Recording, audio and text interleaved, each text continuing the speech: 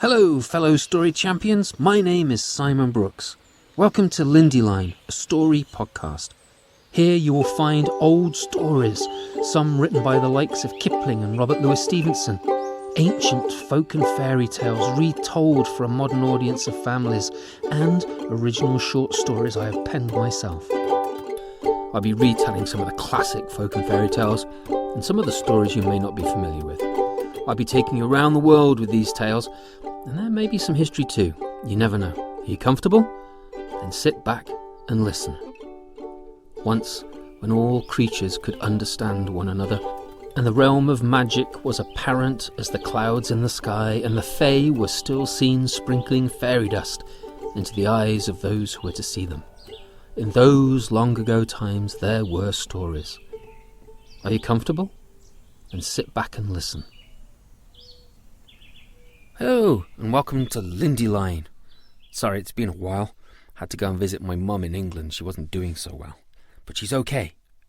Did you know that in Britain, on the 1st of May, first day of spring, in many towns and villages, a pole is set up on the green. It's called a maypole, and at the top are a great number of ribbons which come down to the ground.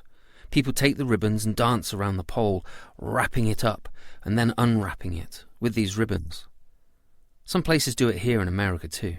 The last time I participated was back in 2005, when I got up way before dawn, headed to Thetford, Vermont, not too far from our home back then, and I drummed in the dawn as others danced in May. I was thinking about doing it again this year, but overslept and missed it. Have you ever seen that? Have you ever seen Morris dancing? Well, first day of spring's long gone, and right now we're into summer.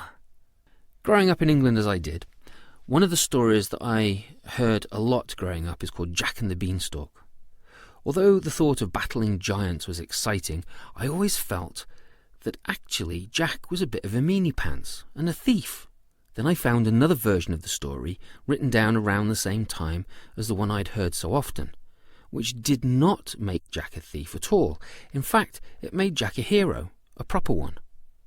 Recently, I was thinking about this story again, and I made a couple of changes to it, and I thought you might like to hear it.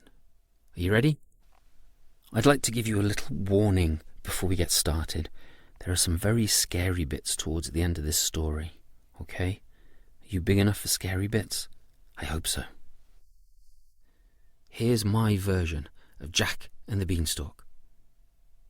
Jack lived with his mother, and they made a living from the cow they owned, selling milk and cheese which they made. But as the cow got older, Jack's mother told him to sell the cow at the market because the cow wasn't giving as much milk, and they weren't making as much cheese, and they didn't have as much money. So Jack took the cow to the market, and when he came back from the market without the cow, his mother was excited to see what he had made from the sale of the cow. "Jack, you gave our cow away for beans?" "Mum, he said they were magic beans."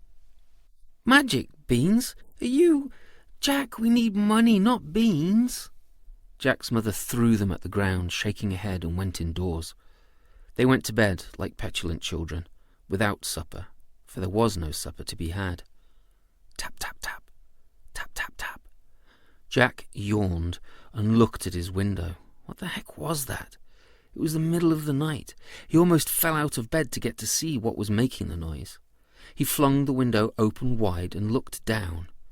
And as his eyes ran back up, they got wider, and a smile crept upon his mouth.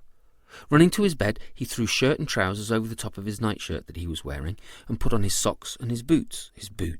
Leather, worn, laced tight as he pressed the toe into the floor, making them squeak. He nodded and said under his breath, "Boots are like stories. They love to travel." Jack was a climber, an explorer, so out the window and up the beanstalk he went, hand over hand, fist over fist, through the clouds, out of the night and into the morning. He stepped off the beanstalk onto dry land, dusty land, and cautiously walked towards an old man who was leaning against a rock not too far away. "Been waiting for you," the old man said. He pointed off to some towers from a distant castle. "All that's there was taken from your people." "My people? Your family? Stolen. You should reclaim it." Jack looked puzzled and faced the towers. He saw the path that would take him there, and when he looked back, the old man was gone. He shrugged and began to walk. The oppressive wooden doors of the castle opened slowly, and a man's head appeared. He was gaunt, and his clothes were worn and tattered. "Who are you? Why are you here? Do you know this is the giant's castle?" "I do now. I've been travelling far. Could I get some food? For I have not eaten all day, and had no food last night. I can work in exchange for it." The man looked around and pulled Jack in. "Come with me, and let's be quick. The giant could be back at any moment." The man brought the lad into the kitchen. Jack stopped in his tracks when he saw the table, plated with enough food to feed 8 bears, 3 lions, and a seal. The man got a tin plate and spooned a little of everything onto it, and handed it to Jack, along with a spoon.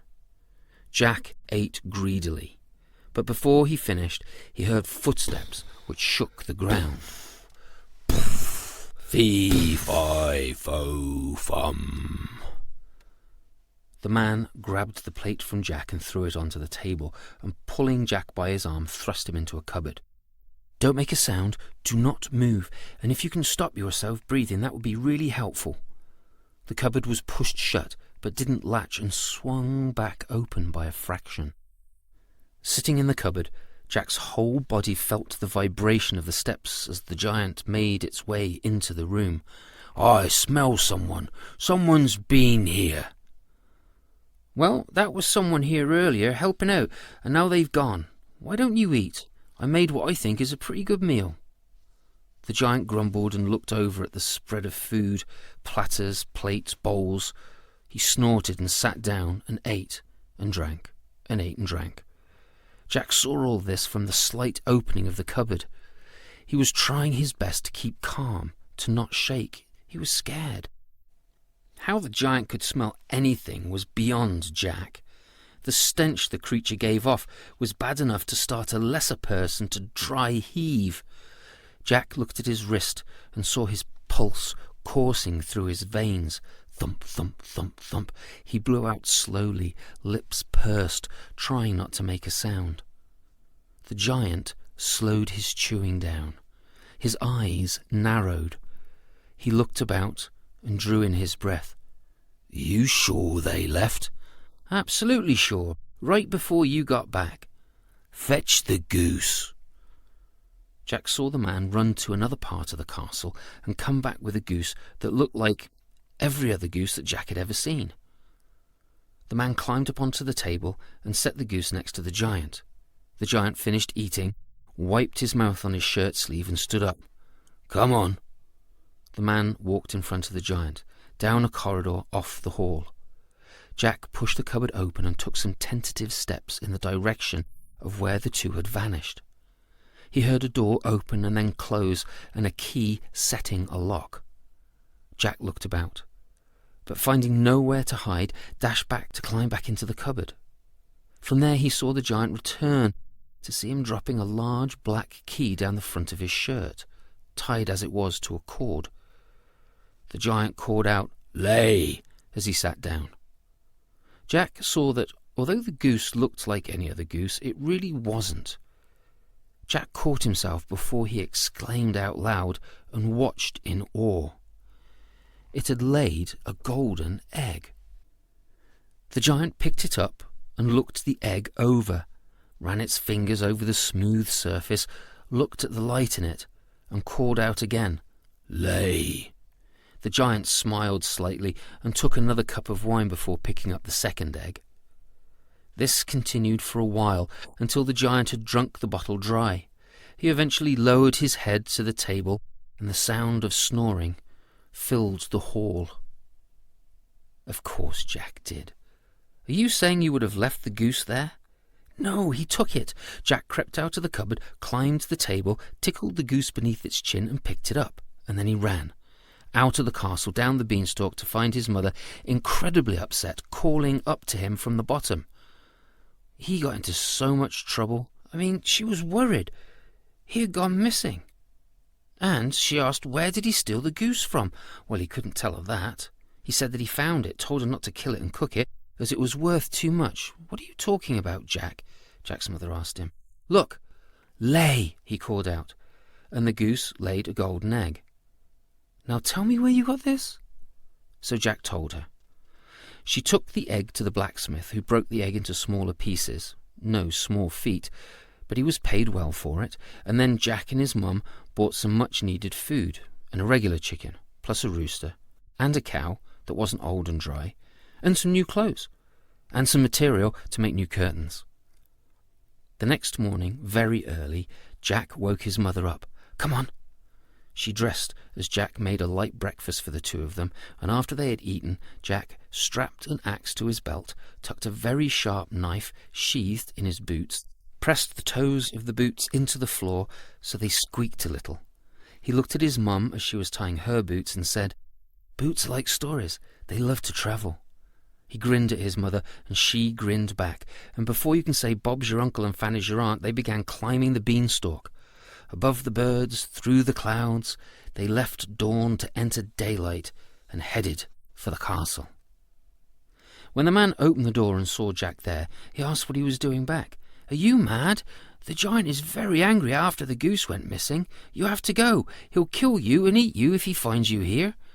I can't. I brought my mother with me. She thinks the giant has some of her stuff. Jack stood to one side and presented his mum to the man.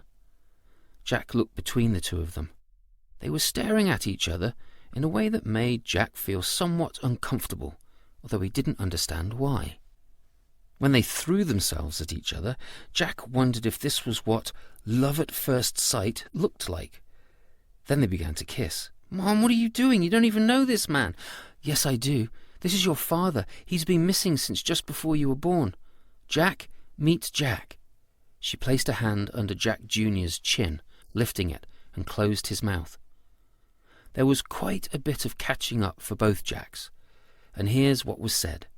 His mum came home one day after working in the fields, pregnant with little Jack, to find her prized possessions and family heirlooms gone, and her husband missing.